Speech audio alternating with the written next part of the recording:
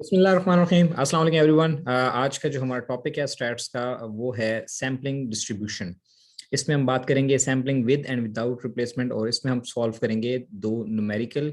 In fact एक numerical मैं solve करूंगा, दूसरा आधा अधूरा सॉल्व करूंगा, वो आप उसको कंप्लीट करेंगे ताकि आपकी लर्निंग जो है वो इन प्रैक्टिस भी आ जाए और आपको कंफर्म हो जाए कि आपको ठीक से समझ आ गई है। कोका मंजूर is teacher trainer and life coach. You can see my number, Facebook page and YouTube link, जहाँ पे आपको तकरीबन कोई 400 के करीब वीडियोस जो हैं मुख्तलिफ सब्जेक्ट्स के ऊपर मिल जाएंगी। So let's begin. Sampling distribution को समझने से पहले हम ये देखेंगे कि सैम्पलिंग विद रिप्लेसमेंट और सैम्पलिंग विदाउट रिप्लेसमेंट का कॉन्सेप्ट क्या है। सैम्पलिंग विद रिप्लेसमेंट का सिंपल सा मतलब ये है कि जैसे कि नाम से जाहिर है, विद रिप्लेसमेंट, यानी जब हम किसी पॉपुलेशन से सैंपल को विड्रॉ करते हैं तो उसको फिर हम दोबारा वापस पॉपुलेशन में रख देंगे। तो जब दोबारा सैंपल ड्रॉ करेंगे तो एन मुमकिन है कि जो पहला सैंपल हमने चूज किया था, जो आइटम, जो यूनिट, वो दोबारा भी सेलेक्ट हो जाए। तो ऐसे प्रोसेस को सैम्पलिंग विद रिप्लेसमेंट कहते हैं। मिसाल के तौर पे हम फर्स्ट कर लेते हैं कि जी एक बैग है, उसके अंदर 5 डिफरेंट बॉल्स हैं कलर्स के, ब्लू, रेड, ग्रीन, येलो वगैरह, और उसमें से हमने एक बॉल को ड्रॉ किया और वो रेड कलर का था। ठीक है, फिर हमने उसको दोबारा रख दिया, फिर हमने रैंडमली यानी आंखें बंद करके या रैंडमली फिर एक बॉल ड्रॉ किया, तो एन मुमकिन है कि वो रेड हो और एन मुमकिन है कि वो किसी और कलर का हो।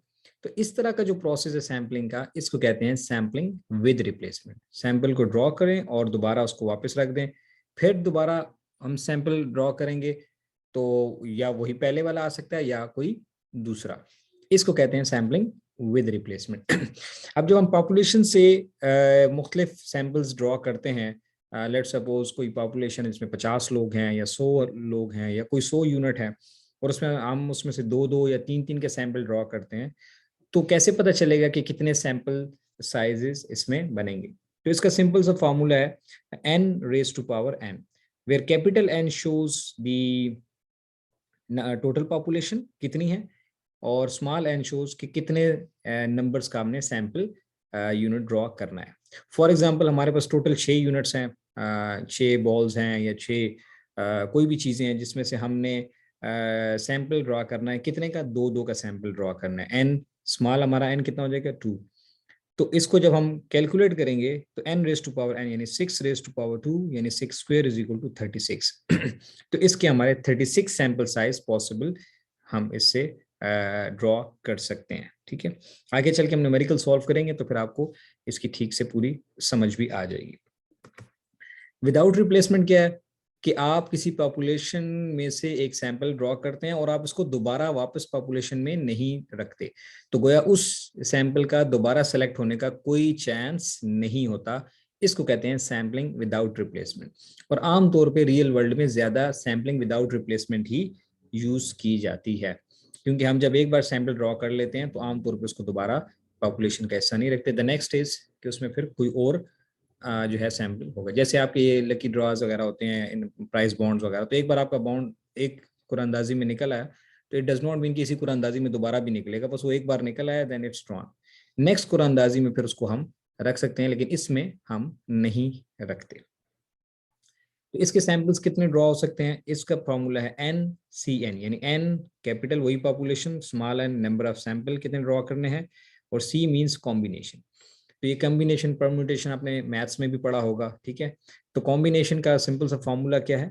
n factorial divided by n capital N minus small n factorial multiplied by small n factorial. तो इसको कैसे सॉल्व करते हैं? इसको सिंपल सा, लेट सपोज वही हमारे पास पॉपुलेशन 6 है, n यानी स्मॉल, हमने जो सैंपल ड्रॉ करने हैं, दो दो का सैंपल ड्रॉ करना है, तो क्या करेंगे? 6cn हो जाएगा, यानी 6c2 हो जाएगा। तो ये है n फैक्टोरियल यानी 6 फैक्टोरियल, 6 फैक्टोरियल, और n माइनस 2 यानी 6 माइनस 2, और ये n छोटा वाला ये हमारे पास 2 है। ठीक है, तो फैक्टोरियल क्या होता है? It is 6 into 5 into 4 into 3 into 2 into 1।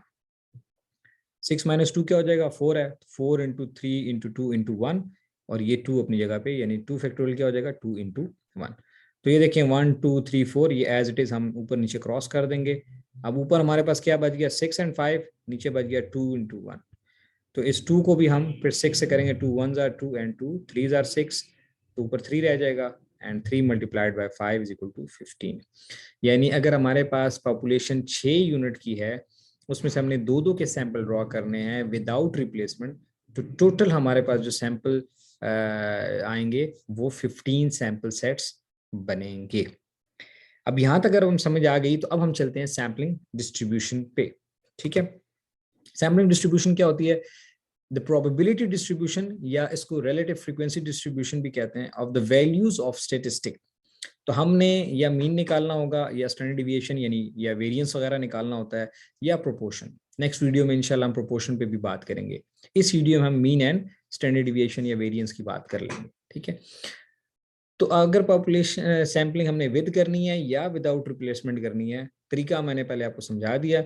उसका फिर हमने मीन या स्टैंडर्ड डिविएशन जब निकालना होगा, तो उसको, उस डिस्ट्रीब्यूशन को हम कहते हैं, उसकी प्रोबेबिलिटी डिस्ट्रीब्यूशन को हम कहते हैं सैम्पलिंग डिस्ट्रीब्यूशन। कैसे करते हैं इसको यहाँ देख लेते हैं। ठीक है, ये खैर बहरहाल फिलहाल आप फार्मूला लिख लें, समीशन सॉरी म्यू एक्स बार, और इसको कहते हैं एक्सपेक्टेशन ऑफ एक्स बार क्या हो जाएगी, summation x bar into summation x bar into f x bar, and variance क्या हो जाएगा, ये आपको पता है, summation x square into f x, ठीक है, minus summation x into f x bar whole square. So क्या the probability distribution of the values of sample mean computed from all possible samples that can be drawn either with और without replacement. हम population में से let suppose with replacement sampling कर रहे हैं या without कर रहे हैं, जब उनके सारे सैंपल्स को हम लिख लेंगे, उसका मीन निकाल लेंगे और उनकी प्रोबेबिलिटी देखेंगे, तो वो हमारी सैम्पलिंग डिस्ट्रीब्यूशन होगी। न्यूमेरिकल सॉल्व करते हैं ताकि आपको अच्छे से समझ आ जाए। ये इसके स्टेप्स हैं।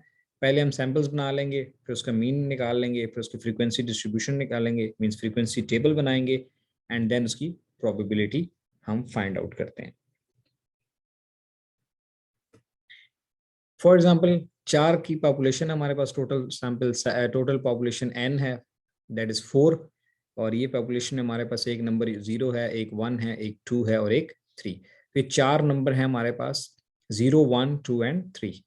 हमने सैंपल साइज बनाने हैं, पहले कितने सैंपल्स बनाने हैं, 2 के सैंपल्स बनाने हैं, और कैसे करनी है, विद रिप्लेसमेंट करनी है। ये क्वेश्चन में आमतौर पे गिवन होगा आपको। ठीक है, तो मांगा क्या गया है कि एक तो आपने सैंपल बनाए विद रिप्लेसमेंट, कितने बनाएंगे ये भी हम चेक करेंगे। ठीक है, और इसके बाद जो है वो कैलकुलेट करेंगे मीन एंड वेरिएंस। ठीक है, and sampling distribution of sample mean, और फिर मीन एंड वेरिएंस का निकालना। तो अब देखिए, मैंने आपको बताया था कि फॉर्मूला हमारे पास क्या था, n raise to power n, किसका, जब विद रिप्लेसमेंट होता है। यहाँ पे केस क्या है, विद रिप्लेसमेंट है। ठीक है, और ये मैं आपको दोबारा दिखा दूं विद रिप्लेसमेंट वाला, ये थे ये फर्स्ट स्लाइड। विद रिप्लेसमेंट पे क्या फार्मूला था, capital N raise to power small n। ठीक है, तो अब हमारे पास है कैपिटल N कितना है 4, और स्मॉल n कितना है 2। तो 4 वैल्यूज थी हमारे पास, 0 1 2 3, ये 4 वैल्यूज हैं। 2 के सैंपल्स बनाने हैं, तो 4 raise to power 2 is equal to 16। तो पहली बात जो हमें पता लगी वो ये कि टोटल हमारे 16 सैंपल्स बनेंगे। अब कैसे बनेंगे इसको जरा देखें। पहले हमने 0 को पिक किया, 0 and 0, then 0 and 1, then 0 and 2, and then 0 and 3, ये बन गए। ठीक है, चूंकि विद रिप्लेसमेंट है तो दोबारा रिप्लेस हो जाएगा, तो हम क्या करेंगे, अब 1 एंड 0, 1 एंड 1, 1 एंड 2, 1 एंड 3। ठीक है, देन 2 एंड 0, अब देखें एक बार 0 और 1 आ चुका है, और फिर 1 और 0 है, चूंकि रिप्लेसमेंट है तो बार बार आ रहे हैं। ठीक है, यहाँ पे 0 एंड 2 है तो फिर 2 एंड 0 भी आया हुआ है। विदाउट रिप्लेसमेंट में ये नहीं होता। बहरहाल फिर 2 and 0, 2 and 1, 2 and 2 and 2 and 3। इसी तरह 3 and 0, 3 and 1, 3 and 2 and 3 and 3। दो का सैंपल हमने ड्रॉ किया। तो पहले हमने ड्रॉ किया तो दोनों, लेट सपोज हमारे पास 0 0 आ गए, फिर हमने ड्रॉ किया तो फिर एक 0 एक 1 आ गया, फिर ड्रॉ किया तो फिर 0 एंड 2 आया, फिर ड्रॉ किया तो 0 एंड 3 आ गया। ठीक है, फिर चूंकि फिर नेक्स्ट हमने इसी तरह बाकी सैंपल भी बनाया। तो ये तो पहला हमारा काम हो गया कि पॉसिबल सैंपल्स हमने बना लिए। तो हमने कहा कितने बनेंगे, 16। तो देखें 1 2 3 4 5 6 7 8 9 10 11 12 13 14 15 16 सैंपल्स हमारे कंप्लीट हो गए। दूसरा हमारा क्वेश्चन इसमें क्या था, वो ये था कि जी calculate mean of each sample, हर एक सैंपल का मीन निकालना है। तो इसका मीन कैसे निकालेंगे, 0 + 0 divide by 2, 0, 0 + 1 divided by 2.5, 0 + 2 divided by 2 is equal to 1, 0 + 3 divided by 2 1.5। ठीक है, यानी दोनों नंबर्स को जमा करके उसके नंबर पे डिवाइड करते हैं, कितने जितनी भी ऑब्जर्वेशन हैं। तो इस तरह से करके हमने सारों का मीन निकाल लिया। ठीक हो गया। अब जब हमने सबका मीन निकाल लिया, अब देखें लेट्स सपोज ये क्या है, 3 and 1 कितने होते हैं, 4, 4 divide by 2 is equal to 2, 3 and 2 कितने होते हैं, 5, 5 divide by 2 is equal to 2.5, so on and so forth. अब हम देखें कि अब हमने आगे इनका चल के ओवरऑल मीन निकालना है और वेरिएंस निकालना है।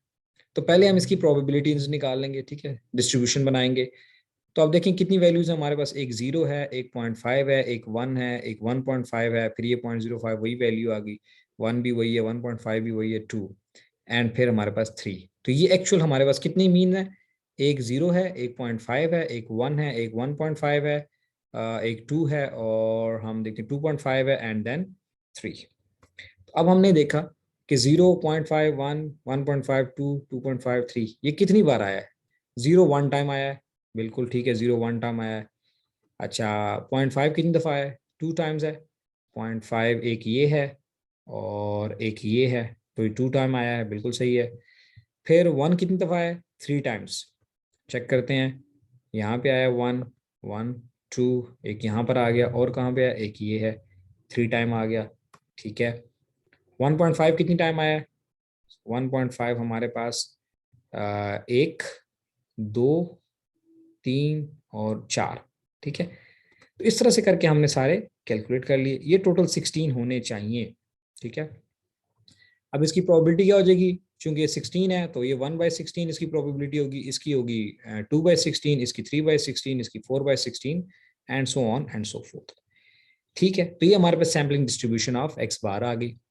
अब हमने इसका मीन निकालना है, तो ये वही टेबल है, ठीक है, 1/16, 2/16, 3/16 एंड सो ऑन। अब हमने इसका मीन निकालना है, मीन का फार्मूला क्या था, summation x bar into f x bar. तो हम क्या करेंगे, इस कॉलम को, ये जो कॉलम है, इस कॉलम को एक्स बार वाले को इस एफ एक्स से मल्टीप्लाई करेंगे। तो 0 × 1 divide by 16 is equal to 0, 0.5 multiplied by 2/16, तो 2 ऊपर को, ऊपर वाले को ऊपर से मल्टीप्लाई कर देते हैं, तो 2 × 0.5 that makes 1/16, 3 × 1 3, 3/16, 4 × 1.5 that makes 6, 6/16 and so on. इसको जब हम जमा कर लेते हैं तो ये वैल्यू हमारी आ जाएगी किसके बराबर, मीन के बराबर, ठीक है, 24/16 ये हमारा मीन होगा। लेकिन चूंकि हमें स्टैंडर्ड डिविएशन भी निकालनी है, तो उसके लिए हम पहले क्या करते हैं, x square into f x निकाल दें। यानी पहले हम इसका स्क्वायर लेंगे, आप एक कॉलम एडिशनल भी बना सकते हैं कि यहाँ पे एक कॉलम बनाएं, उसमें एक्स स्क्वायर लिखें और फिर एक्स स्क्वायर को एफ एक्स के साथ मल्टीप्लाई करें। तो 0 का स्क्वायर 0 इंटू 1/16 दैट मेक्स 0, 0.5 का स्क्वायर कितना होता है, ठीक है, 0.5 का स्क्वायर जब हम निकालेंगे तो कितना हो जाएगा, वो 1 आ जाएगा, 1 को आप इससे मल्टीप्लाई करेंगे 2.5, सॉरी 0.5 का स्क्वायर जो होता है वो कितना होगा, 0.25, ठीक है। और इसको जब हम 2/16 से मल्टीप्लाई करेंगे तो ये आ जाएगा 0.5/16, आप कैलकुलेटर से करके देख लीजिएगा, ठीक है। 1 का स्क्वायर 1, इसको 3/16 से मल्टीप्लाई करेंगे तो क्या आ जाएगा, 3/16। इसी तरह 1.5 का स्क्वायर होगा 1, ये हो जाएगा 2.25, इसको जब 4/16 से मल्टीप्लाई करेंगे तो जो वैल्यू आ जाएगी हम यहाँ पे लिख देंगे। इसको जमा करने के से हमारे पास आ गया 14/16। अब इन दोनों वैल्यूज को हम यूटिलाइज करेंगे किसमें, मीन एंड वेरिएंस निकालने के लिए। तो मीन की क्या फार्मूला था, summation x bar into f x bar. तो ये तो हमारे पास तैयार आ गई वैल्यू, समेशन, इस सारे को सम करेंगे तो ये समेशन हो जाएगा, summation x bar of f x bar, तो ये आ जाएगा 24/16 दैट इज 1.5। तो ये हमारा मीन कैलकुलेट हो गया। वेरिएंस, स्टैंडर्ड डिविएशन के लिए हम क्या करते हैं, पहले वेरिएंस निकालते हैं, उसका जब हम स्क्वायर रूट ले लेंगे तो वो स्टैंडर्ड डिविएशन बन जाती है। इसका क्या है formula, summation x bar square f x bar minus summation x bar f x bar whole square. तो ये जो एफ एक्स बार वाली वैल्यू है तो हमने कैलकुलेट की हुई है 24/16, इसका होल स्क्वायर, और ये summation x bar f x वाली जो वैल्यू है ये वाली वैल्यू है 14/16। ये 14/16 माइनस 24/16 होल स्क्वायर, इसको डिवाइड कर लेंगे, इसका स्क्वायर ले लेंगे, जो वैल्यू आ गई यहाँ पे लिख लेंगे। ठीक है, तो ये हमारा इसका वेरिएंस जो है आ गया कितना, 0.625। तो अगर आप चाहें तो इसका स्टैंडर्ड डिविएशन लेना हो तो आप इसका स्टैंडर्ड डिविएशन भी ले सकती हैं। ठीक है, फॉर एग्जाम्पल अगर हम इसका स्टैंडर्ड डिविएशन लेते हैं तो ये क्या आ सकता है, 0.625। तो इसका स्टैंडर्ड डिविएशन जो आ रहा है 0.8 आ रहा है आई थिंक। ठीक है, तो आप इसको इस तरह से भी कर सकते हैं, तो वो आपका स्टैंडर्ड डिविएशन आ जाएगा। अब ये क्वेश्चन है, ये अब आपने करना है, इसको पार्शली मैंने सॉल्व किया है, पार्शली आपने करना है। ठीक है, 5 एलिमेंट्स हैं टोटल पॉपुलेशन के अंदर, 1, 3, 5, 7 एंड 9। ठीक है, सैंपल साइज कितना बनाना है, N2, यानी 2-2 के सैंपल बनाने हैं जैसे पहले बनाए थे, लेकिन ये विदाउट रिप्लेसमेंट है, यानी एक बार जो सैंपल बन जाएगा उसको हम दोबारा पॉपुलेशन में नहीं रखते, रिप्लेस नहीं करेंगे। ठीक है, वही सैम्पलिंग डिस्ट्रीब्यूशन बनाएं and then mean and standard deviation calculate करें। ठीक है, तो अब ये देखें, आपको मैंने बताया था कि जब विदाउट रिप्लेसमेंट होगा तो उसका फार्मूला NCN होगा। तो एन हमारा कितना है, 5 यूनिट है, 1, 3, 5, 7, ये कितने, 1, 2, 3, 4, 5, तो ये 5 हो गया। सैंपल कितने कितने बनाने हैं, 2-2 के बनाने हैं। ठीक है, तो इसका कैसे कैलकुलेट करेंगे, n फैक्टोरियल, याद है फार्मूला, अभी बताया था, n factorial divided by capital N minus small n factorial into small n factorial. तो इसको जब हम कैलकुलेट कर लेंगे तो ये कितने सैंपल बनेंगे, ये आपने यहाँ पे कैलकुलेट करके लिखना है। ठीक है, सैंपल कैसे बनाएंगे, कुछ मैंने आपके लिए बना दिए हैं, इनफैक्ट सारे ही बना दिए हैं, आपने इनके मीन निकाल लेने हैं। अब देखें कैसे, वन पहले हम जब विद रिप्लेसमेंट कर रहे थे तो हमने क्या लिया था, पहले वाले को 2 दफा लिया हुआ था। ये आपको यहाँ पे दिखा दूं, ये देखें, ये जो पहला डिजिट है 0, तो इसको हमने क्या लिया था, 0 एंड 0, क्योंकि 0 को जब उठाया दोबारा रख दिया, फिर उठाया तो फिर एन मुमकिन है 0 आ गया, तो ये एक सैंपल पॉसिबल बन सकता है। लेकिन चूंकि हम इसमें रिप्लेस नहीं कर रहे तो हम क्या कर रहे हैं, तो जब 1 उठा लेंगे तो फिर दोबारा 1 नहीं आ सकता, 1 तो हमने उठा लिया, अब उसको दोबारा रखा नहीं है, तो दूसरा क्या ऑप्शन हो सकता है कि वो 3 आ सकता है, फिर 1 एंड 5 आ सकता है, 1 एंड 7 आ सकता है, एंड 1 एंड 9 आ सकता है।